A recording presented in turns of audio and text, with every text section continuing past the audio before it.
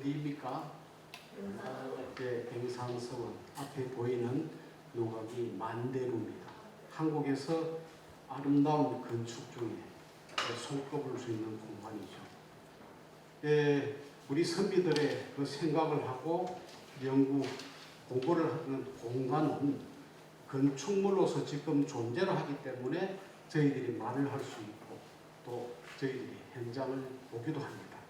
또 그분들의 사상은 당시에 썼던 서책이 남아있고 글로서 기록이 되었기 때문에 저희들이 공부를 하고 공감을 하게 되는 거죠. 선비들의 사유라 하는 것은 우리가 예측 못하는 여러 가지의 형상일 것이고, 지금 저희들이 바라보는 최근의 서원이라는 공간은 그 부분의 한 부분일 것입니다.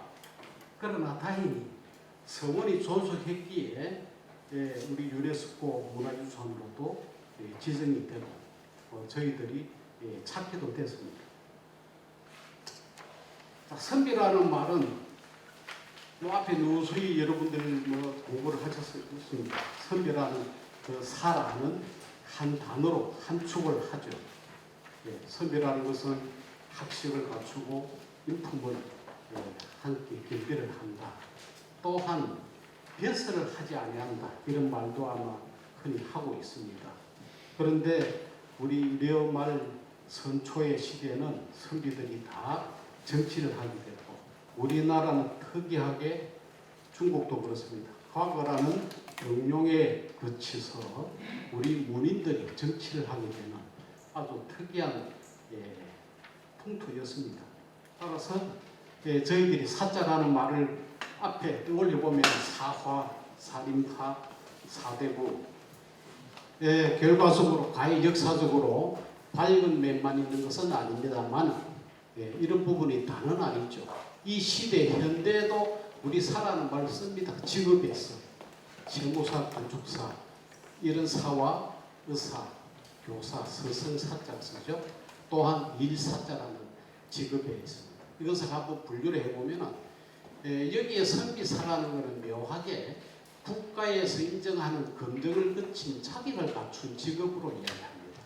그런데 당시에 우리 처사라든지 직업에 나아가지 않는다는 것으로 선비사에 대한 덕목을 이야기했는 반면에 지금은 그 자격증을 이야기하는 게 바로 사의 직업입니다. 또한 우리가 흔히 서성이라고 부를 수 있는 교사, 의사, 여기 서성사는 오히려 몸을 사용한다는 직업으로 이렇게 나타나 있습니다. 약간 본질에서 조금 서로 다르게 보여집니다. 또한 일사는 판사, 검사라는 이런 직업은 국가에서 일을 시켜서 하는 직업입니다. 일종의 공무원 형태죠. 그런데 우리 현대에서 쓰는 사가 지금 이런 여러 가지의 분류는 또한 초기의 선비라는 그런 개념이 조금 다르다. 이렇게 익히기도 합니다. 자, 한국의 서원, 선비들의 사유 공간을 단적으로 다를 지정할 수 없습니다. 그러나 지금 남아있고 한 500여 년을 존속해오는 자랑스러운 공간이 바로 서원이 내 한 형태입니다. 여기는 강학 공부를 하고 재향, 이 과거에 지금도 충효 사상을 희박합니다마는 공부와 재향이라는 것이 상당한 위치와 위기를 가지고 있습니다. 건물에서도 그렇고 또한 2019년 7월 10일 유네스코 세계문화유산으로 한국에서 9개가 등재가 됐죠. 이것은 우리 후대에서 보존하고 이어왔기 때문에 이런 선비의 사상을 그대로 존속하고 있습니다. 또한 이 계기로 아마 영원히 우리 선비의 사상과 공간은 아마 이어나가게 될 것이라고 생각합니다. 자, 선비의 공간은 뭐냐? 건축을 하는 제가 볼 때는 먼저 사랑방입니다. 선비들의 공간은 사랑방에서 공부를 하고 대화를 나누고 사색을 했다. 그 다음 이제 여기 제정사, 원리 이런 말로서의 선비들의 공간을 건축적으로 남아 있습니다. 그런데 우리 선비의 공간, 현대 우리 아파트 문화에서 보면은 이런 부분은 다 사라졌죠. 뭐 여러분들 선생님들 집에 아마 안방은 차지 못할 것이고 작은 방 하나 정도의 책상을 두고 책을 두고 하는 방이 있을 것입니다. 근데 과거에는 사랑방이 그 집의 중심이 되고 문중의 중심이 되고 여기에서 정치의 토론이 있었고 여기에서 등용문을 하게 되는 계기가 되는 그런 중요한 공간이었죠. 우리 한국의 건축에서 거미불로 화이불치라는 이것은 꼭 건축의 공간만을 논하지 않는다고 생각합니다. 선비의 정신이 여기에 들어있을 것이라고 생각하는 거죠. 검소하되 누추하지 않고 화려하되 사치스럽지 않다. 이것은 지금도 우리 선비의 사상을 현대를 살아가는 지금의 이 생활에서도 한 번쯤 생각을 해야 되지 않나 하는 생각입니다. 또 우리 한국의 건축, 더더구나 우리 선비의 건축에서는 건축이 곧 자연과 조화가 되어 왔다. 지금 앞으로 볼 수 있는 모든 건축의 공간은 자연에서 선비들의 사유가 싹트고 또 사색을 하게 되고 흐르는 물과 같은 것이 우리 한국의 건축, 고건축이기도 하고 원림이기도 합니다. 따라서 여기에 건축들은 은유적입니다. 직설적으로 잘 짓고 화려하고 그런 직설적이지 않고 상징적이기도 하는 것이죠. 동락당이나 우리 태계 선생님의 도산서당, 우리가 알고 있는 그런 표피적인 건축의 단위가 아니었다는 거죠. 그래서 시로 지은 집이기도 하고 건축으로서는 시였다. 여기서 다 우리 주역이나 그분들의 당호에서부터 건축의 이름을 붙이는 것조차도 선현들의 의미를 다 담고 있는 것입니다. 그리고 안중모색의 집이다. 선비님들은 과거에 이제 살림에 휘말리고 낙향을 하고 기양을 가고 다시 재기를 하기 위해서 이 건축 공간에서 새로운 결기를 다지기도 하죠. 그래서 이 선비들이 사유하고 생활했던 이 집들은 현대에 우리가 살고 있는 이런 생활과는 다른 또 저희 현대에서도 한 번쯤 과거의 선비의 정신을 되새기는 것이 아마 이번 인문학의 강의에 의미가 있지 않나 이런 생각을 합니다. 자, 집에 대한 우리 이론이 이렇게 많습니다. 그 중에 우리 선비들의 공간은 주로 헌, 처마헌이라고 아주 소박한 집을 이야기합니다. 그 다음 정이라는 것은 자연 속에서 풍류를 기도하고 독서를 하기도 하고 다음 사실은 정사라는 말은 불교에서도 나오겠지만 가장 여기에 정진을 하는 그런 공간, 집이 대개 정사라고 표현을 합니다. 원림이라는 것은 자연 속에서 건물의 하나만이 아닌 우주론적인 그런 자연과 같이 호흡을 하는 그런 집을 우리가 말을 합니다. 주로 여기에 우리 선비들의 정신이 녹아있는 건축이다 이렇게 생각을 합니다. 자, 저는 이 건축을 하면서 우주라는 이 단어에서도 이게 뭡니까? 집, 우, 집주. 왜 지금 21세기에 달나라가는 이 시대에 쓰는 우주라는 말이 집이라 붙이겠는지 이것 저 알 수도 없습니다. 그렇지만 이만큼 집이라는 범위와 그 세계는 아주 무한대의 넓은 외향적인 의미가 있다 이렇게 생각을 합니다. 또 건축은 단순하게 세울건 쌓을 축이라고 이야기를 하죠. 그런데 우리 조선시대의 기록에는 조역이라는 말을 합니다. 지을조, 만든다, 창조한다, 경영을 한다. 집을 짓는 일은 곧 경영을 하는 일이다. 그래서 단순히 집을 세우고 쌓고 내가 먹고 사는 것이 아니고 우리 조선시대의 선비학자들은 집을 조형을 한다 이런 표현을 했습니다. 그만큼 집을 단순히 그 식주의 생존의 본능이 아닌 여기에서 창조가 되어지고 삶이 인생이 운영이 되는 그런 의미를 가지고 있지 않나 하는 생각을 합니다. 자, 제가 어릴 때 선비라는 처음으로 제가 경험을 한 과거의 하나의 추억입니다. 저는 도시에서 태어났지만은 초등학교, 중학교를 시골 맨단위에서 자랐습니다. 그 시골면에 인동장 씨라는 학자분이 계셨습니다. 이분은 항상 두루마기를 입고 갓을 쓰고 여기에서 기거를 하시면서 그야말로 책을 바깥 세상을 잘 나오지 않았습니다. 어릴 때는 저희 이 집에 들어가 볼 수도 없습니다. 제가 이 집에 간 것은 불과 4년 전입니다.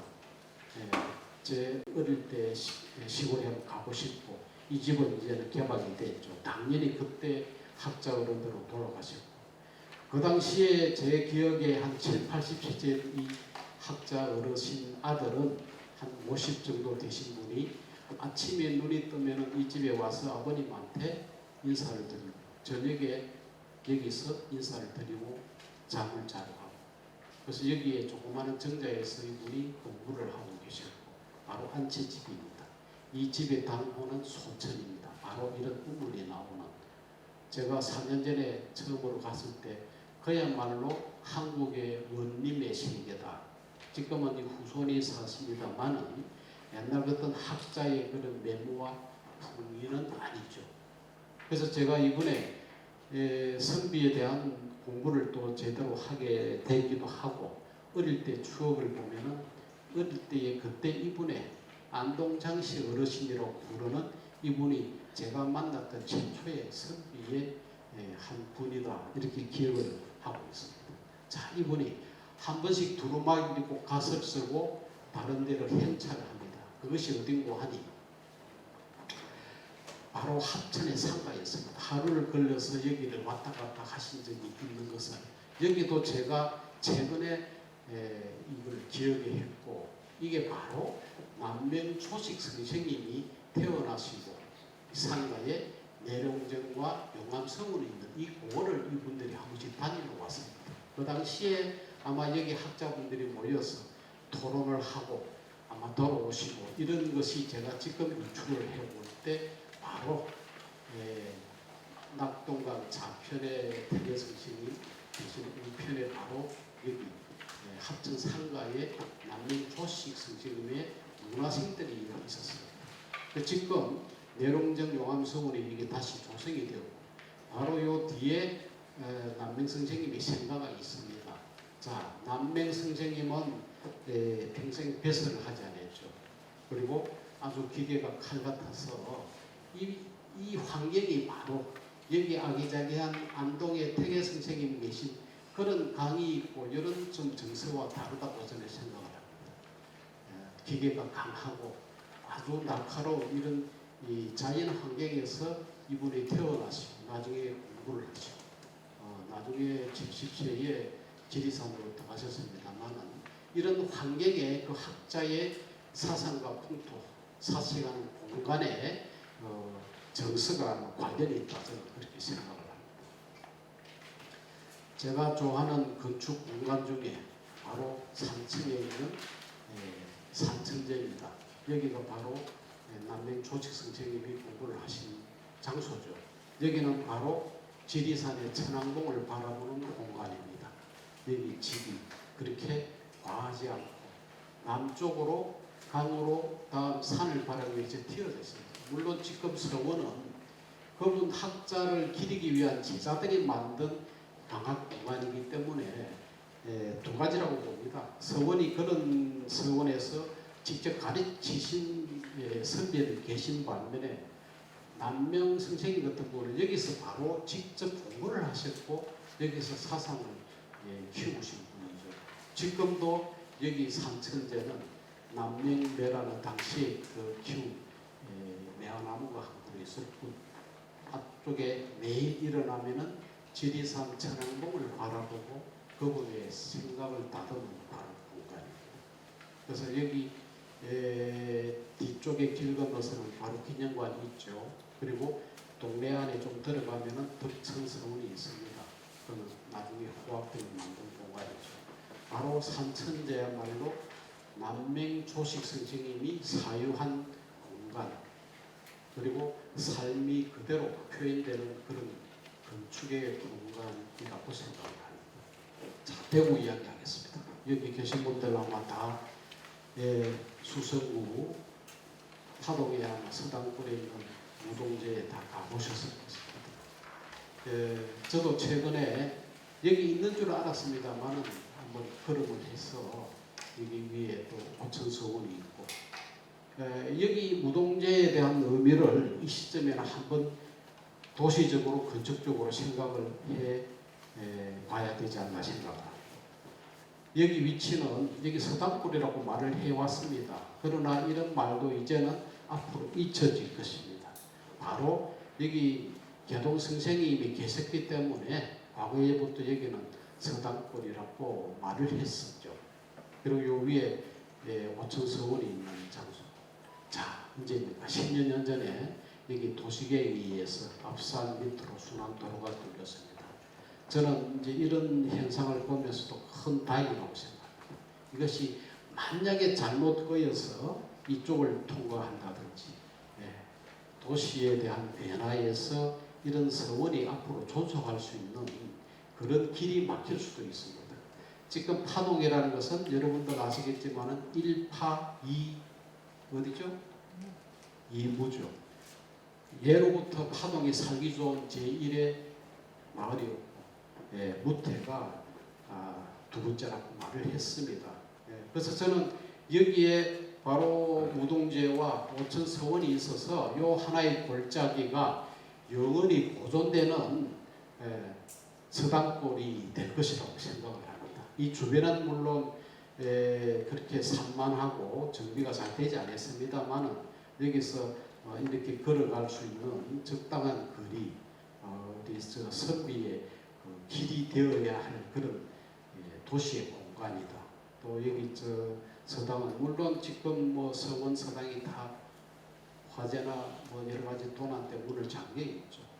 여기 무동제는 담장을 낮게 우리 산의 지세에 따라서 계단화되어 가지고 안을 볼 수도 있고 여기 비가 있고 그래서 아마 소박하지만은 무동제라는 이 공간은 도시 속에서 앞으로 보존하고 우리 이제 인문학적으로 잘 가꾸는 그런 어떤 필요성의 건축이라고 생각합니다. 자, 이 대구의 최초의 서원이 바로 영경서원 맞죠? 예. 아까 무태로 오면은 이 무태에서 잠깐 떨어졌습니다만은 최초의 서원이 백운동이라면은 대구의 최초의 영경서원 지금 당연히 없어졌습니다. 여기 대원사라는 절이 있고 아마 뭐 책의 기록에는 요 근처의 마을 과거의 영경동이라는 마을이라고 봅니다. 영경이라는 말조차도 저는 참 이 뜻도 좋은 뜻이라고 생각합니다. 후백제 때에 왕건이 이렇게 전쟁 이쪽 전부 다 전쟁터였죠. 선비들의 책 읽는 소리가 나는 동네다. 이게 바로 영경이라는.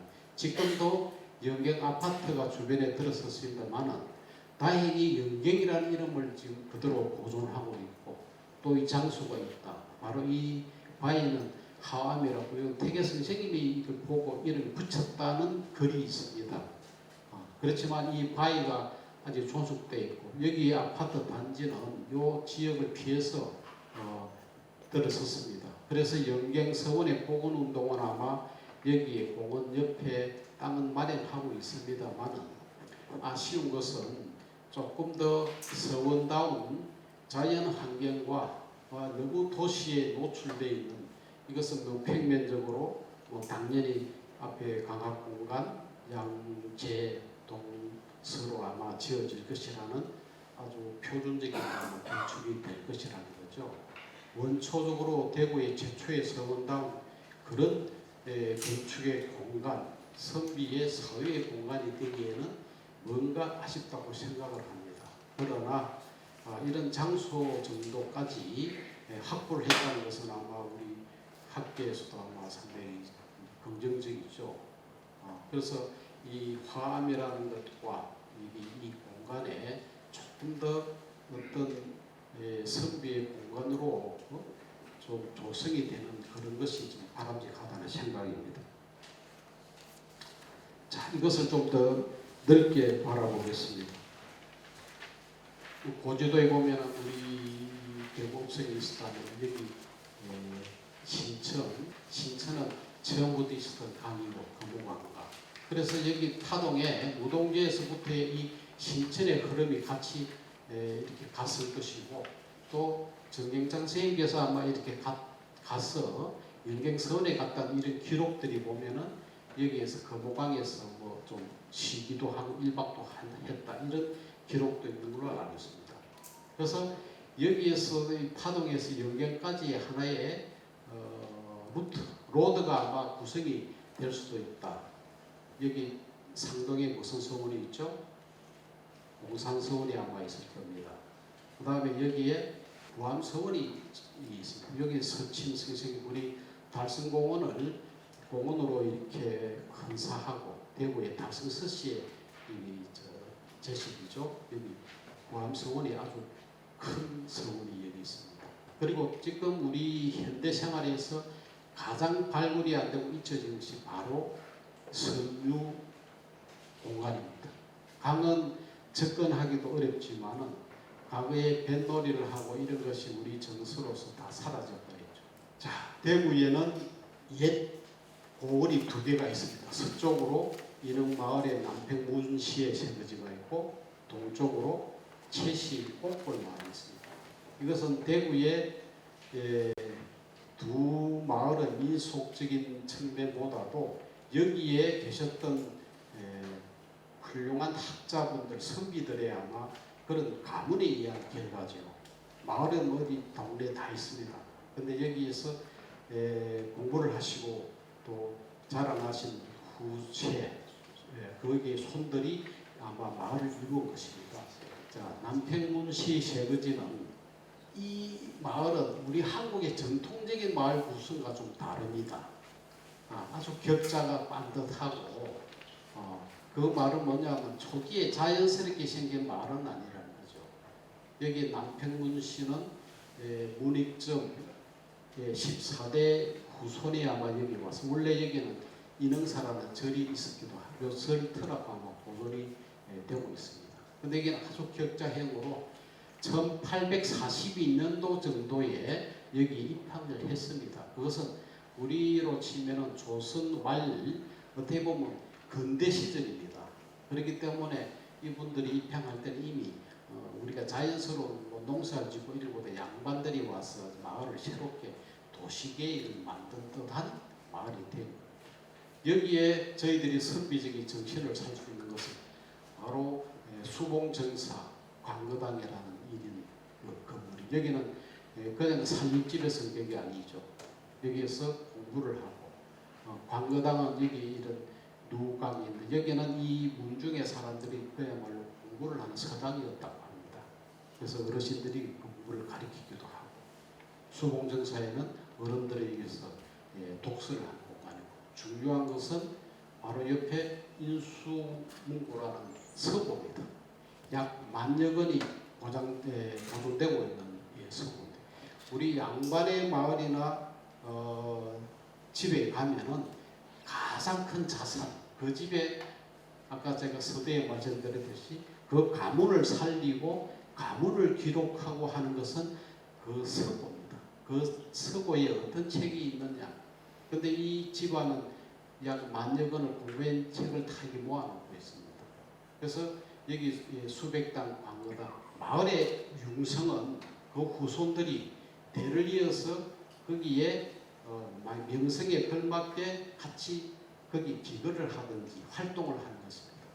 그래서 뒤에 나오겠지만은 거기에 그 집들이 융성하게 되면서 그 학자들이 대를 이어서 갔다는 것입니다. 자, 동쪽에 있는 경주 옥불 채식종가입니다. 이것은 여기에 게이트 병장이 크게 있으면서 그 뒤에 이 계곡한 계곡이 아주 적당한 마을의 크기입니다. 이 마을은 우리가 어느 전통마을이 다 그렇습니다. 위계 하이어라키가 있습니다. 높은 장소에 종가가 있고 그 밑으로 이 높이를 어떤 위계를 넘어설 수는 없습니다. 그래서 바로 위에 채식 종가가 있습니다. 다음 여기 중요한 것은 모곤당이라는 국가에 지정한 바로 여기 건물이죠. 유행원의 반개 수록을 교정을 보기 위해서 영족에서 여기 교정청을 여기다가 지정을 한 것입니다. 그동안에 없었다가 나중에 복원을 했습니다. 그래서 그만큼 여기에 백구람 최흥원이라는 이분의 종택이 학문적으로도 국가에서 인정받는 그런 마을이었다는 거죠. 그래서 관계수로 여기서 마지막 완성이 됐다는 그런 중요한 역사적인 건물입니다. 이건 뭐 건축 공간으로는 특이성은 없습니다. 자, 여기 종택은 집이 특이한 사랑채입니다. 원래 백구람 최흥원 요 어르신은 요 집에 한 채가 있었는데 여기 아들이 분가를 하지 않고 여기서 결혼을 하고 바로 옆에 이 집보다 낮은 처마 그리고 부자가 한 집에 삽니다. 사랑채죠. 그래서 또 사랑채에서 이렇게 서로 부자가 있는 것도 특이한 공간입니다. 그리고 요 뒤에 제향 공간 제실이 있습니다. 자, 이건 제가 언젠가 이 답사를 하고 책에 글을 쓰기 위해서 스케치를 한 겁니다. 백구람 고택을 들어가면 대문이 아주 작습니다. 그렇게 높은 소설 대문도 아니고 그만큼 소박하다는 거죠. 그래서 두 개 집이 높은 처마 낮은 처마가 나란히 있습니다. 여기에 대묘라는 제향 공간입니다. 과거에 이런 대학자들 이런 선비들의 집은 항상 자기 집의 몸체만큼의 공간을 중심 공간을 항상 제향 공간을 둔 거죠. 지금은 그것이 서원으로 이어져서 제일 마지막 안에는 그런 제향을 두고 있습니다. 그래서 여기는 이 앞에 사랑채와 뒤에 안채와 연결되는 것이고 하여튼 이것도 좀 특이한. 그 다음에 이 집이 바로 대구시에서 가장 최초의 한옥입니다. 자, 한옥전. 저기 성주 가다가 성주대교 가기 전에 낙동강변에 있습니다. 여기에 낙포 이종문이라는 선비가 낙향을 합니다. 그런데 여기 이 집은 기록에 보면은 인조 임금이 되기 전에 이 집에 머물렀다는 기록이 있습니다. 그만큼 물론 서로의 우위가 있었기도 하고 여기 공간에 낙동강을 바라보는 이 집입니다. 그리고 이 집은 정자입니다. 여기에 방이 있고 또 여기 특이한 것은 이 이종문 선비는 자기 하의를 바로 옆방에 이렇게 기거를 하게 합니다. 그리고 이 마루는 이 덜문을 다 열면은 바로 낙동강을 바라볼 수 있고 여기 작은 쪽문이 있어서 낙동강이 곧 자기의 정문이 되는 거죠. 과거의 한국의 집은 차경이라고 그러죠. 밖에 경치와 공간을 나의 집으로 끌어들인다. 내 스스로가 그것을 가지지 않는다. 무소유죠. 그래서 여기에서 문을 열고 앉으면은 낙동강의 노을에 기러기가 나는 것이 바로 이 내 집의 이 전체의 경관이다. 그래서 하목정. 목이라는 것은 갈매기, 기러기, 오리목이죠. 그래서 갈매기가 기러기가 나는 항원에 난다. 이런 아주 멋진 말입니다. 여기 이 당호는 당나라 때에 등왕각서라는 시기에 이 하목이라는 이 시기가 나옵니다. 우리나라의 집들이 철학적인 은유주기라는 것은 다 우리 어떤 맹자, 노르 이런 데에서의 어떤 따가운 거죠. 그리고 자기 삶이 거기에 당호에 맞는 삶의 방식을 그렇게 살아가는 것입니다. 여기 집은 아까 여기 낙동강을 향하기도 하고, 자 서당이 사당이 뒤에 이런 본체만큼 큰 사당을 이 뒤에 두고 있어요. 여기도 가시면은 뒤로 돌아가면은 온통 벼룩나무가 우리가 있습니다. 여기는 살림집이 있죠. 지금도 가끔 여기에 이 집의 후손이 여름 되면 여기 와서 생활도 가끔 하기도 합니다. 그래서 이런 자연 속에서 이분들이 중앙 정치에 있다가 낙향을 하면은 여기서 공부를 하고 마음을 다스리고 이런 것은 곧 건축의 공간이 자기가 그렇게 경영을 하는 것이죠. 자, 바로 낙동강에서 더 올라가면은 산과흥 하엽정이라는 건물은 바로 여기 연꽃에 있는 정자를 이야기하고 삼가헌이라는 것이 바로 이 집의 전체 집을 말합니다. 여기는 바로 우리 박평님. 여기서 더 올라가면은 사육신 마을이 있습니다. 그래서 이쪽 그 하빈 쪽에는 그 사육신 그 후손들의 마을을 많이 이루고 있습니다. 예, 박평년의 11대 박선수라는 분이 처음엔 이런 집이 아니었습니다. 지금 저희들이 보고 감상하라는 그런 집이 당시에 그렇게 화려한 집이 아니었죠. 여기 이분은 처음에 초가를 가지고 있었습니다.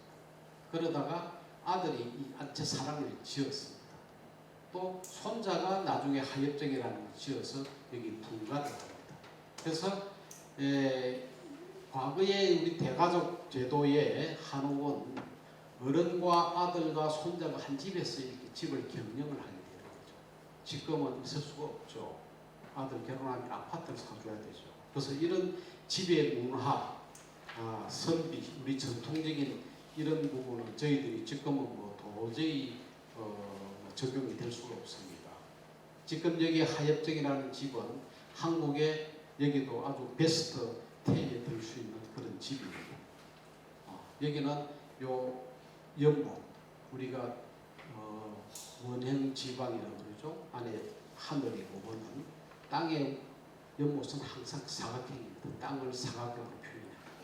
여기는 외나무 다리가 있어서 안으로 들어갈 수도 있고, 그리고 요 마루에 흙마루가 좀 높였고, 아주 이 집을 당시에 이런 건축가가 아니면서 집을 시골에서 짓는다, 이런 사상과 철학은 지금 현대의 건축가들이 생각지 못하는 그런 공간성을 가지고 있습니다.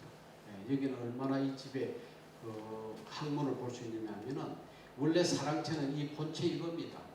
상가헌이라는 이 집의 이 사랑채인데, 여기 가면은 미수 허목의 글씨가 여러 개가 있고, 여기에 그 당대 유명한 서화가들이 와서 글을 쓰고 여기에 서로 대담을 하고 했다는 이야기입니다. 그래서 여기 상가헌이라는 이 말도 중용 제9장에 보면은 세계가 가능한데 하나는 못하겠다.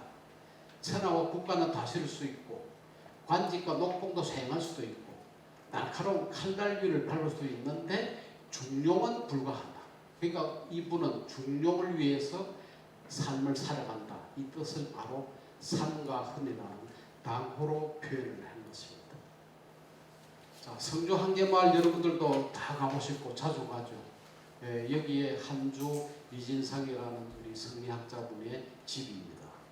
자, 여기도 제일 한계마을에서 높은 지역이죠. 여기가 이분의 집이 높은 데서 또 이렇게 누마루를 해서 이 집을 높여 아주 품위가 있는 집입니다. 한계라는 뭐 의미를 여러분도 아시겠지만 옛날에 여기에 낙동강씨 배가 들어오는 큰 포구였죠. 그래서 여기서 바라보면 저 앞에 강이 일부 보이기도 합니다. 그리고 여기도 요 연지라는 사각형의 곳이 있는데 여기서 춘향전을 찍었다고 아마 여기 아주 현판이 있습니다. 그리고 여기서 뭐 이런 공간에서는 공부와 사색과 아주 삶이 풍요로운 생활을 안 할 수가 없을 것 같습니다. 그래서 여기 이 집은 여기 안채와 여기 또 사당, 여기 사당이 뒤쪽에 하나 바로 옆에 있습니다. 그래서 오나가나 여기 사당에 예를 올리고 항상 여기서 선현들을 생각하는 그런 공간이 생활화되어 있다는 거죠. 그래서 지금의 뭐 저희들이 그런 뭐 충효 이런 말은 뭐 이 사람들이 생활화되어 있다는 겁니다. 그래서 이 집은 여기 한계 마을은 국비고택, 진사댁, 하회댁, 거리댁 이게 다 우리 경북도 문화재입니다. 여기 이 집 마을이 바로 우리 민속 마을로 지정이 되어 있기 때문에 여기에 우리 한주 이진상 여기 학자님이 여기에서 들었다. 여기 각각의 이 집에 대한 스토리가 다 있죠. 그 중에 저는 건축 공간적으로는 한주 정사가 가장 아주 자랑할 수 있는 선비의 공간이다 이렇게 생각합니다. 자, 칠곡매역 마을은 잘 알려지지 않았습니다. 바로 이 타밀스라는 외관의 골프장을 가다가 왼편에 기와집이 조금 있는데 이 마을이 세상에서 알려진 것은 불과 얼마 안 됐습니다. 몇 년, 5년 정도밖에 안 됐습니다. 자, 이 마을은 영남의 3대 양반촌이었습니다. 양동마을, 그 다음에 하회마을, 그 다음에 이게 매운마을이었습니다. 왜 지금 이렇게 퇴락했느냐? 6.25 때 여기 전부 이 부호들이 마을이 큰 집들이 이제 외관 전투가 치열했죠. 낙동강 전투에. 여기에 워낙 큰 집들이 있다 보니까 인민군이까지 와가지고 여기 인민군 본부를 만들고 인민군 야전 병원을 여기 차렸습니다. 그래서 6.25가 한참 할 때 미군이 폭격을 했습니다. 이 마을. 거기 거의 다가 집이 다 그러니까 불탔죠. 그래서 다 마을을 떠나고 몇 개 마을들이 지금 문화재로 지정된 지가 불과 몇 년 안 됐습니다. 그래서 여기에 간호당이라는 우리가 말하는 그 어떤 선비의 공간이 하나 있습니다. 이 공간은 이 마을에 마을 회관 역할도 하고 여기서 집안 어른들이 여기서 모여서 뭐 시도 얽고 공부도 하는 요 간호당. 지금도 여기 외관에서 가끔 음악회도 열고 여기서 시회도 하고 합니다. 코로나 전까지는. 그래서 이 마을의 하나의 중심적인 그 선비의 공간이다. 이건 제가 원고 의뢰에서 70 문화에서 이 글을 쓰고 이 동네 스케치를 한 적이 있습니다. 그래서 그때 표지로 나왔던 것입니다. 간호당. 지금은 이 매원 마을을 민속 마을을 지정하기 위해서 문화재청에 지금 아마 신청 중에 있고, 그런데 건축이라는 것은 수백 년 이렇게 유지되는 것하고 멸실이 되면 새로 복원하는 것은 거의 불가합니다. 그러다 보니까 여기 교회도 들어오게 되고 여기 새로 목조 주택이 들어왔지만은 그것은 우리 원행적인 한옥 가구하고는 다른 거죠. 그래서 제가 2년 전에 이 마을을 답사를 하고 글을 쓰고, 왜냐하면 저도 이런 기록을 남겨야 되겠다 하는 사명감 때문에 70 문화에 이걸 실었습니다. 여기에 해운고택, 또 여기 직영당 이런 마을이 나중에 경북도 문화재로 지정은 됐습니다. 그래서 제가 이 스케치를 하고 마을에, 근데 마을에 보시면 알겠지만 양동이나 하회같이 전체적으로 한옥으로 구성되지 않았습니다. 근데 여기 계신 어르신들은 과거에 이 마을의 어르신들의 윗대가 살아서 양반 마을에 대한 자존감을 가지고 나중에 퇴임을 하시고 여기로 들어오고 있습니다. 그리고 이분들이 이 마을을 전통 마을로 지정받기 위한 노력을 하고 있습니다. 자, 김천의 구성리라는 데가 아니라 방초정이라는 또 집이 있습니다. 이 마을은 그렇게 몇십 폭밖에 안 되는데 유독 이 방초정이라는 이런 집이 공간이 있습니다. 여기는 가운데 온도를 넣고 집이 2층으로 되어 있죠. 여기 온도를 넣고 특이한 건축적인 구조를 가지고 있습니다. 여기에 일을 하기도 하는 분들이 그렇지 않겠습니까? 선비들 여기에서 모여서 앞에 연못을 보고 글을 읽고 시를 썼던 공간입니다. 그래서 이런 건축의 공간은 아주 소세월에도 이런 건축이 있습니다만 안과 바퀴 틔우고 닫고 하면서 아주 가변적인 이런 건축은 세계적으로 아주 드문 건축이죠. 자, 예천에 초간정사가 있습니다. 초간정이라고 말을 합니다. 예천이 예천 권씨가 안동 권씨의 워낙 이 강한 세력에 이 예천 권씨의 아주 자존을 세우신 분이 바로 초간 선생님이죠. 여기 초간정은 원래 고택이 있는데 따로 별당이죠. 이 집도 두 번 불타고 세 번째 지은 집입니다. 이런 집을 저희들이 원림이라고도 표현을 하고 그 중간 영역입니다. 집만이 존재하는 것이 아니고 이 자연 속에 물이 흐르고 여기 나무가 있고 바위가 있고 이런 것은 참 세계적 여러분 유럽에 가서 브롤렐라의 언덕을 가봐도 이런 풍광을 가진 잘 없는 것이죠. 그래서 여기 지도가 좀 흐립니다. 이 초간정이라는 것은 여기 위에서 물이 내려오는 여기 있고 종택은 집은 요 안에 마을에 종택 요 근처에 고택들이 상당히 많습니다. 여기 또 백암정이라는 데도 있고 요 위에 절이 유명한 절이 큰 데 있죠. 무슨 절이죠 여기? 또 큰 절이 있습니다. 여기 만약에 가시다 보면은 마지막 아마 여러분들이 이 절을 주로 갔지 아마 여기까지는 잘 밑에 고택은 잘 안 가게 되기도 했습니다. 자, 초간 건문의 성생은 이 집이 초간 종택이 더 유명했습니다. 원래 초간 건문의 선생님이 조부 건오상 어르신이 여기에 입향을 했습니다. 그 다음 손자 건문에는 대구 부사를 지냈고, 이분이 업적 중에는 대동운부군옥이라는 이 사전을 만들었습니다. 뭐 이것은 기록에 프랑스의 최초의 사전보다 170년이 앞섰다 그러기도 하고, 그리고 이분이 요것만 아니죠. 초간일기도 쓰고, 여기에 백성각이라는 서고가 있습니다. 아까 문시 마을에도 있지만 여기에 서고가 있다는 것은 이분들의 학문의 업적이 아주 유명하다는 거죠. 이 서고 여기 책을 다 보관할 정도였다는 거죠. 그래서 이것은 아마 시완 4, 5년 전에 한번 도난을 당해가지고 지금은 중요 서적은 박물관을 다 옮겼습니다. 우리 국내 유명한 고택들은 다 이렇게 도난을 당했죠. 그래서 이번에 이 유명한 백과사전을 만들고, 여부는 또 여기에 왜 제가 이 세 분의 이름을 썼느냐, 건오상 조부가 이 집에 입택을 하고 그 다음에 건문회가 배설을 하고 이 학문의 완성을 하고, 그의 아들이 건벽이 이 책이 나중에 임진왜란 때 이게 또 다 잊어버립니다. 그래서 세 권을 썼다는 것도 대단하죠. 세지를 썼다가 건별이라는 이 아들이 세지를 만들어 가지고 한 부를 가지고 있던 게 지금 남아 가지고 전성을 되고 있는 거예요. 그래서 여기 집 앞에 가면은 요 비석이 있죠.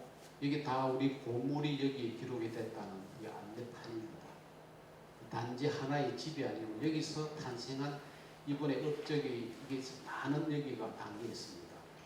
그래서 여기 사랑채죠. 이 집의 사랑채 앞에서 앞에 저 멀리는 금당 마을까지도 보이고, 여기가 묘를 지나는 사당이 있습니다.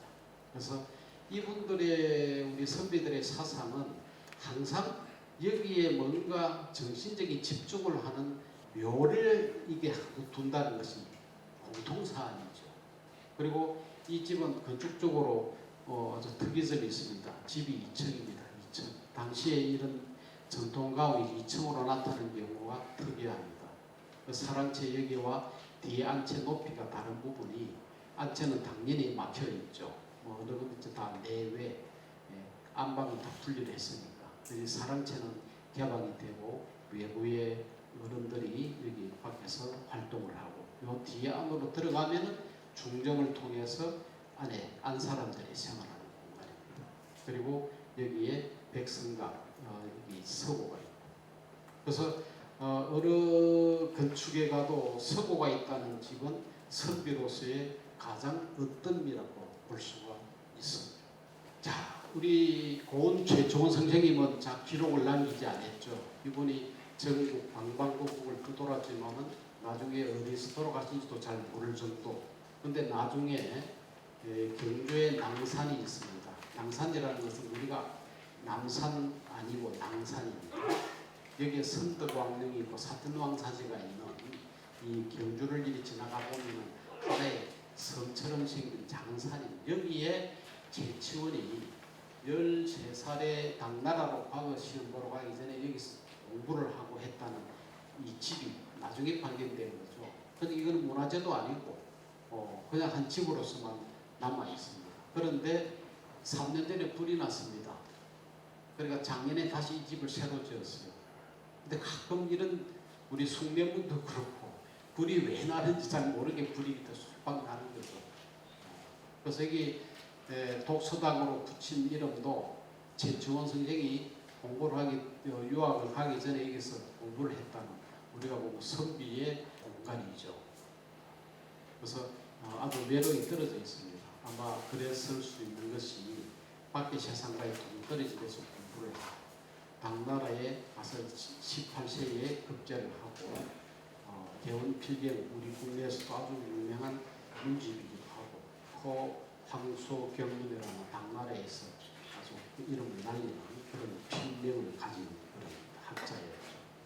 여기는 일반 사람들이 잘 모르는 공간입니다. 조금 좀 멀리 떨어지겠습니다. 논산. 저희들은 뭐 대개 선생님 명랑학파로 주로 많이 듣고 나왔습니다.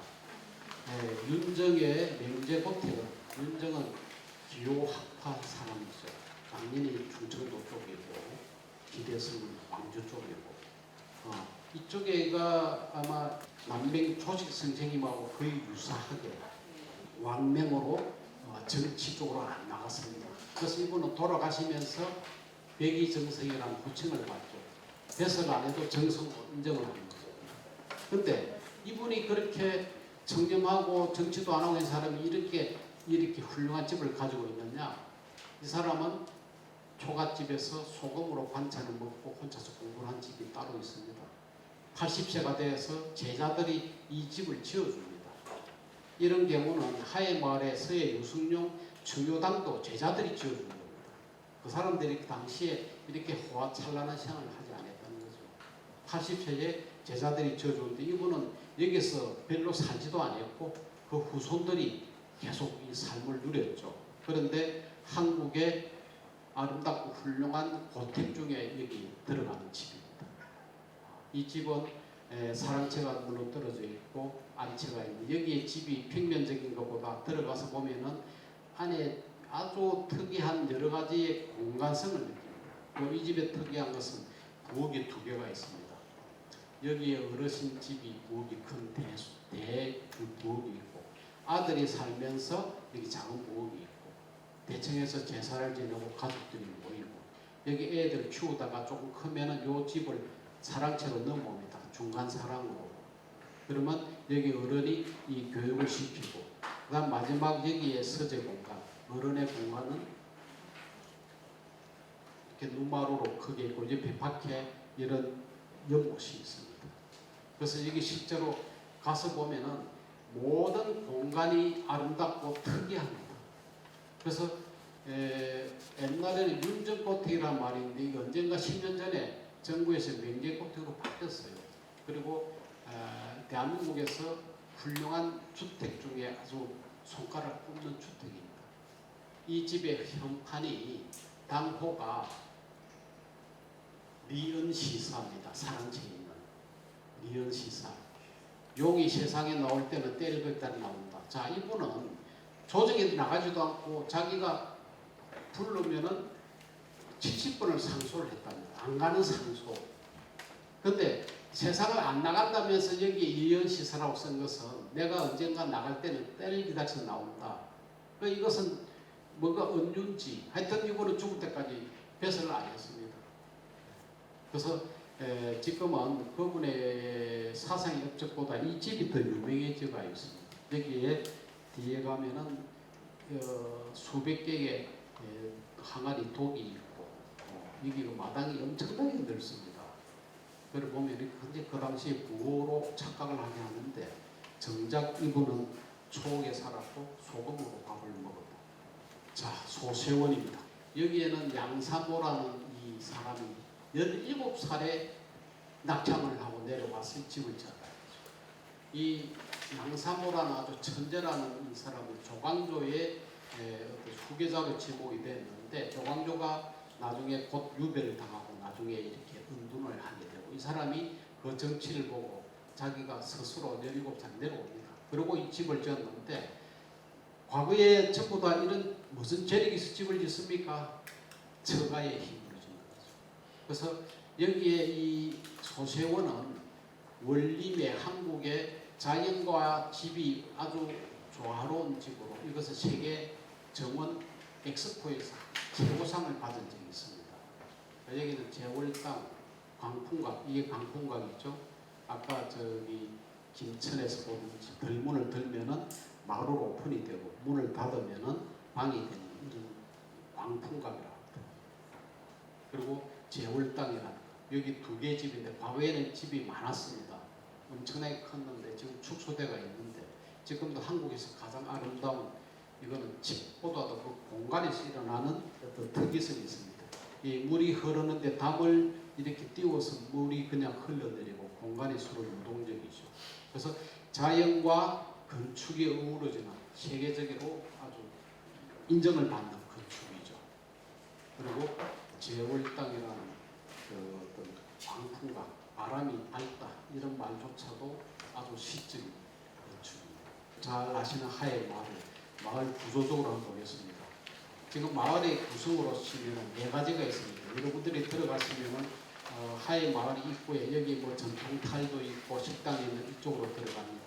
마을이 안쪽 요즘 민박도 하기도 하죠. 그런데 여기에 정작 서해 유승용 선생이 계신 데는 요 언덕 위에 여기서 공부를 하셨습니다. 물론 충효당이라는 집은 있습니다만은 그 살림집이죠.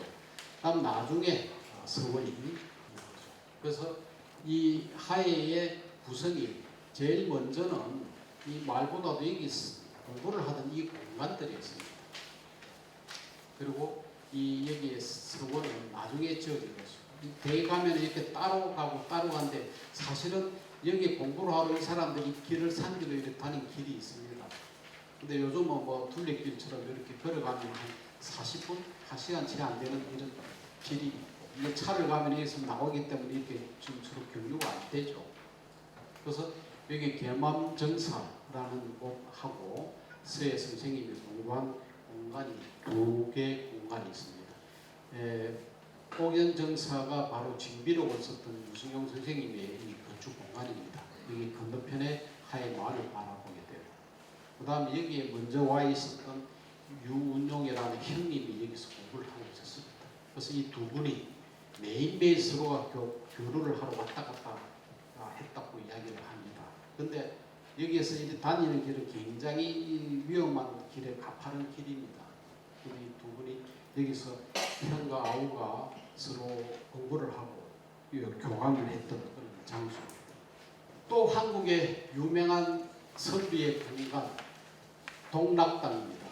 이현적 선생님이 7년 동안 여기에서 먼저 해설을 하다가 여기 낙향을 해가지고 7년 은도생활을 한 공간에 여기서 집을 지었습니다. 이 집은 바로 이 계정이라는 계곡의 풍경을 그대로 바라보는 여기죠. 안에서 보면은 집이 뚫려 있습니다. 뚫려서 밖을 바라보는 자연을 그대로 다 수용을 하는 거죠. 그 다음 이 집의 담도 여기서 목조를 해서 안에 가다가 밖을 볼 수도 있습니다. 그래서 우리 전통의 사상은 자연을 그대로 끌어들인다, 착용을 한다 이런 집이 이야기죠. 이것도 제가 그때 스케치를 한 겁니다. 저는 이런 스케치에서 건축의 평면적인 것을 같이 한번 탐색을 해봅니다. 여기 눈마루에 앉으면 밖을 다 바라볼 수 있고 원래 이 사랑채는 여기입니다. 여기인데 이 집은 여기는 이제 요 근처에 7년 동안 은거를 하면서 바로 인근에 정해사라는 절이 있습니다. 그 스님하고의 교감을 하고 여기 한석봉 글씨도 있는데 한석봉이도 아마 여기 다녀가고 아마 그랬다는 거죠. 여기 향나무가 있는데 향나무는 지금도 칼로 베어가지고 재향을 올릴 때 그 향나무를 깎아 쓴다. 그래서 가보면 실제로 칼로 깎인 흔적들이 있습니다. 이 집은 들어와서 이 사랑채도 있고 하지만 이 길이 특이한 공간 구성을 하고 있습니다. 세제 연적의 사상과 자기의 어떤 집을 경영하고자 하는 철학에 담긴 집. 해제 연적은 양동 마을의 자기 외가입니다. 유율곡 선생이 강릉 오죽헌의 외가에서 자라고 나고 자랐듯이 해제 연적도 양동에서 자라고 있는데 여기에 이분이 어릴 때 가리킨 바로 이 마을의 월성 손씨 손중도 외삼촌이죠. 이분이 어릴 때 해제를 여기서 키우고 공부를 시키고 이제 나중에 출제를 했을 때는 연적이가 훨씬 이제 유명해졌고 그래서 원래 마을의 원래 본토의 월성 손씨가 여강 이시에 밀렸다. 뭐 이것은 후에 학자들이 만들 수도 있는데 이 세력이 이연적의 세력이 커져버린 거죠. 그렇지 이 마을은 상당히 언덕 위에 있습니다. 그리고 물자 형상이라는 우리 풍수지리에서 아주 좋은 마을로 답사를 하죠. 그래서 여기 높은데 위에 데들이 주로 있고 아래 마을 아래 끝들이라는 말이 바로 아래에 있다는 뜻이죠. 그래서 선비들은 위쪽으로 주로 있습니다. 여기에서 유명한 집이 월성 손씨가 처음 입양했을 때 살았던 서백당 문화적이기도 하고 전통적인 집에서 아주 표본이기도 합니다. 여기도 이 집의 크기 이상으로 뒤에 제한 공간이 더 크죠. 그리고 사랑채가 있는데 여기 내외 담이 있어가지고 요 사랑채 독립성을 가지고 안채 마을이. 그래서 원래 이 손씨 가문에 아주 대종이 이게 있습니다. 아주 집이 대표적인 집입니다. 자, 향단은 해제 연적이 나중에 경상간사를 합니다. 그리고 또 임금님이 불러올리는데 못 가겠다. 자기 어머니가 편찮아서 못 가겠다. 임금님이 이 집을 짓게 하사를 합니다. 그게 바로 향단입니다. 그래서 이 집은 한국 건축사에서 특이한 집입니다. 세 개의 지붕을 이루어진 아주 한국에서 없는 집입니다. 그리고 마당에 2개가 있습니다. 여기 며느리가 시집을 와서 3번 놀랐다. 처음 와서 보니까 집이 엄청나게 크다는 데 놀라고, 들어와서 보니까 집 안에 또 집이 2개가 3개가 있다는 놀라고, 마지막 놀란 것은 시어머니가 요 방에 있습니다. 시어머니한테 꼼짝 못해서 시집살이에 놀랐다, 이런 구설이 있죠. 그리고 어머니가 실제 아파하셨는지 이 가운데서 사랑채수도 보이고, 이 어머니가 보기도 하고 다 볼 수 있게 만들어져. 며느리도 바로 여기 서 있고. 그래서 이 부엌이라는 데도 아래 위층으로 해가지고 아주 좀 합리적인 그런 우리가 말하는 서비스 다용도실입니다. 그래서 이런 집이 새 지붕이 나타나는 좀 특이한 집이고, 이때는 효생이 지극해가지고 이현적이가 여기 와서 경상간사에 업무도 봤다고 합니다. 그래서 이 집은 바로 여기 손중돈의 손씨집하고 마주보게 만들어서 실제인지 모르지만은 여기서 위시를 하게 된다. 그러니까 지금 여기 마을에 가면은 양동 가면은 우리가 누구든지 해제 연적을 떠올리게 되죠. 그러니까 이제 나중에 돌이 안에 박힌 돌을 빼낸 그런 이야기를 합니다. 자, 한국의 서원 중에 가장 표본적인 서원이 옥산서원입니다. 9개 등재된 서원 중에서도 이 가장 정형화된 서원인 거죠. 그래서 서원이라 하면 우리가 선비들의 그 공간에서 개인의 선비의 개인 공간 아니죠. 그 후세들이 공부를 하러 여기서 적어도 몇십 명이 여기서 기거를 하고 기숙사, 동제서재라는 기숙사가 어느 서원이든지 전통적인 타입이 있습니다. 강당이라는 공부를 하는 방. 그 다음에 여기 이제 누마루가 있는 여기도 이제 집회를 하고 모임을 하는 거죠. 그래서 요 옥산 서원이 서원에서 가장 프로토타입이다 이렇게 말을 합니다. 또 이 서원은 여기 계곡에 물이 있고 여기 외나무 다리가 있고 여기서 동락당으로 걸어서 좀 올라가는 동락당이 있고 그 위에 정해사리가 있고, 그래서 이 근처에 어떤 물론 여기 양동 마을은 또 조금 떨어져 있습니다. 그래서 이 일대는 한국에서 요 집단을 이루고 있는 유일한 곳입니다. 태어나고 서원이 있고 공부를 하고 이런 은적을 하고 이런 어떤 장소성을 가지고 있는 거예요. 자, 도산서원 이미 많은 여러분들 가보셨습니다. 중요한 것은 도산서원 이전에 태계 선생님의 도산서당이 먼저였죠. 도산서당은 요게 서당입니다. 여기 건물이 하나 있고 요 앞에가 요거는 나중에 박정희 대통령 시절에 한국의 정신문화를 어떤 정립하기 위해서 도산 서원을 여기 중건을 합니다. 그리고 요거는 기념 전시장이죠. 그래서 지금 다시 이 배치와 여기에 건축의 환경은 우리의 전통적인 것하고 무관하다는 거예요. 그런데 당시에 우리 정신문화를 위해서 이런 조성을 하는 그런 시기에 지금은 이것을 어떻게 해야 되냐 다시 이걸 재론을 하고 있는 중입니다. 그래서 도산서당의 이 앞에 이것이 오리지널이지만 이 전체 물량적으로 이것을 지금 다시 해체하고 그는 불가하죠. 과거에 이 그림에서 보면은 도산서당, 노원정사가 있고 영락서지 요거 3가지만 있습니다. 그 다음 지금 저희들이 여기서 차를 내려 이렇게 걸어가지만은 이쪽에서 왔죠. 여기는 태계 선생님이 고택이 있죠. 거기서 이쪽으로 걸어. 지금 아마 이 길을 다시 복원을 했다는 걸로 알고 있습니다.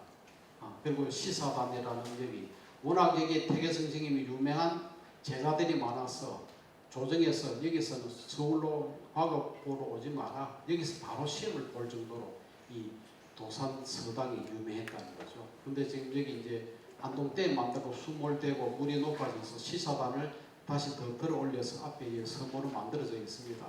과거에는 이 하천에서 수천 명이 모아서 시험을 봤다는 장소입니다. 그래서 농운정사, 명락서제, 도산서당이 오리지널한 서당이었고 나중에 서원으로 만든 것은 지금과의 관계가 잘 없는 거죠. 여기에 농운정사라는 것이 태계선생님의 철학이 담긴 건물입니다. 아까 해제 이현적 선생이 양동마을의 지붕에 3개의 집이 있듯이 여기는 이 2개의 쌍둥이 집으로 만들어서 여기 마루에 방의 이름을 각각 붙입니다.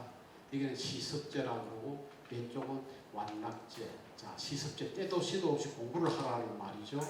완낙제, 마음을 즐기고 마음을 느긋하게 가져라. 이 서로 상반된 2개의 공간입니다. 그만큼 태계 선생님이 그 다음에 여기 중간에 문이 이래 중자, 중도를 지키라는 뜻이라고도 무시해서 말을 합니다. 여기 집의 공간이 작은 데서 하나하나가 태계 선생의 철학을 많이 담고 있고 실제로 도산 서원 그 글에 보면 그런 부분이 나타납니다. 이게 물 하나까지도 의미를 두고 있죠. 우리 왕조에 우리는 지금 대하 드라마에는 이 서로 피비린내 나는 싸움만 주로 나오는데 왕궁에서도 우리 어떤 선비의 정신이 들어있는 부분이 있습니다.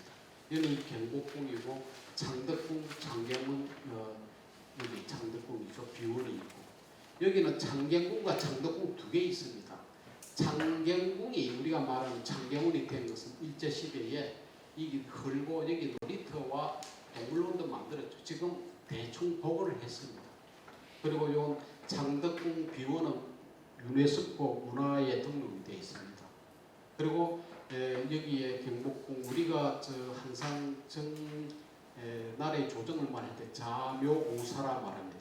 이 궁에서 자측을 묘, 종묘를 이야기하고 우사, 사직단을 이야기하죠. 전조, 후묘. 전조는 이게 육조거리, 조정의 거리고 후묘는 후시라고 그러죠. 후시는 이 시장등 우리가 시정 작별하는데 사진은 후는 우리 고각산이라서 후가 없습니다. 주로 여기 시장도 있습니다. 주로 이쪽을 시라고 했는데 뭐 지금 뭐 이제 도시가 그렇지만 우리 서울은 정도전이가 만든 맥을 이어가고 있는 세계적으로도 좀 드문 현상입니다. 여기에 비원이 왜 비원과 창경궁이 유네스코에 등록이 되어 있냐? 여기에 있는 건물들이 일시에 지어진 것이 아니고 오랜 시간을 통해서 만들어졌고 또 그 다음에 여기 특히 비원은 자연과의 조화를 아주 조화롭게 만들었다는 그런 세계 무례적으로 건축적인 의미가 있습니다. 아까 앞에 사진도 있습니다만은 여기에 구용정에 영화당이라는 우리가 잘 모르는 건물 영화당에서 바라보면 이런 아주 아름다운 경치가 있습니다. 여기에서 옛날에 우리 과거가 마지막 세번을 보았다는 기록도 있는데 마지막 임금 앞에 마지막 결성을 할 때 여기서 시험을 봤다는 얘기가 있습니다. 그리고 여기 주한도라는 건물은 여기입니다. 밑에 저기 책을 위주로 두고 있고 아래층에 그 다음에 여기 서향각은 우리 책이 한지기 때문에 1년에 2차례씩 책을 꺼내서 말리는 공간이야. 그래서 우리가 드라마에 보면은 여기서 항상 뭔가 연애를 베풀고 술을 먹고 막 그런 건데 그것에 다가 아니었고 여기에 임금이나 여기 왕자들이 조용히 여기서 휴식을 하고 시를 짓고 책을 읽는 그런 장소로 더 오히려 알아야 되는 거죠.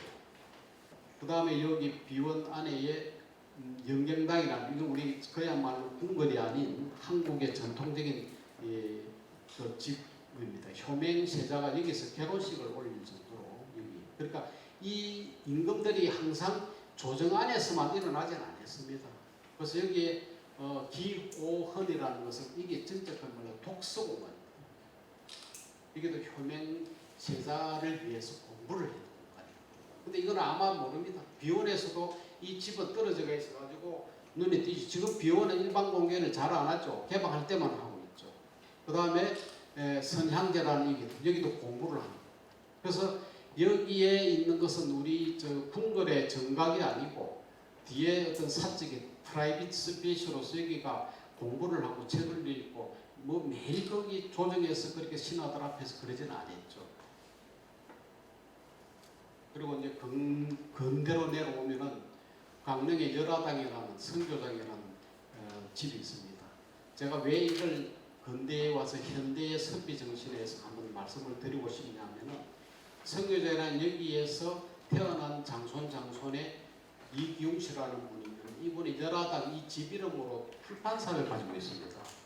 그래서 출판사를 만들고 지금 열화당에서 만든 책은 굉장한 인문학적이고 중요한 책이죠. 바로 이게 열화당입니다. 여기에 과거에 1800년대 집인데 여기서 전국의 묵객들이 쉬어가고 대화를 하고 저야말로 서재의 역할을 했습니다. 그리고 이분은 이런 부분으로서 끝나지 않고 출판사를 만들어서 지금도 열화당 운영을 하고 있습니다. 책하고 가까이 있는 거죠. 서울에 해일이 가다가 출판도시라는 출판단지가 있는데 그걸 이분이 주도해서 만들었습니다. 출판단지. 그래서 지금 이분이 이 주인이라는 것은 잘 모르죠. 근데 그 이름 그대로 열화당이 출판사가 됐습니다. 마지막으로 이걸 쓰신 최순호 선생님이 아마 이 시대에 또 마지막 선비라고 말할 수 있지 않겠나.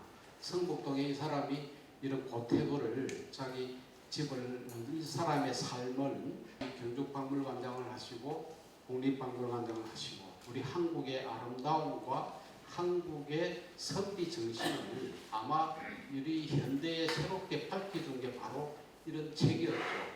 그럼 이분은 이 집을 이렇게 살고 생활을 했습니다. 이분이 돌아가시고 이 집이 팔릴 시점에 국제기구 내셔널 트러스트라는 기구가 있습니다. 거기서 시민단체죠. 이 집을 사서 우리 대구시에다가 기증을 했습니다. 그래서 이 집은 우리 선비 정신을 그대로 가진 서울의 성북동에 있는 집입니다. 근데 이 시대에 우리가 과거의 태계 이황만 이야기할 것이 아니고 이 시대에 어떻게 선비적 정신으로 또 살아가는 그런 아마 우리 인문학이 되었으면 좋겠습니다. 예, 마치겠습니다.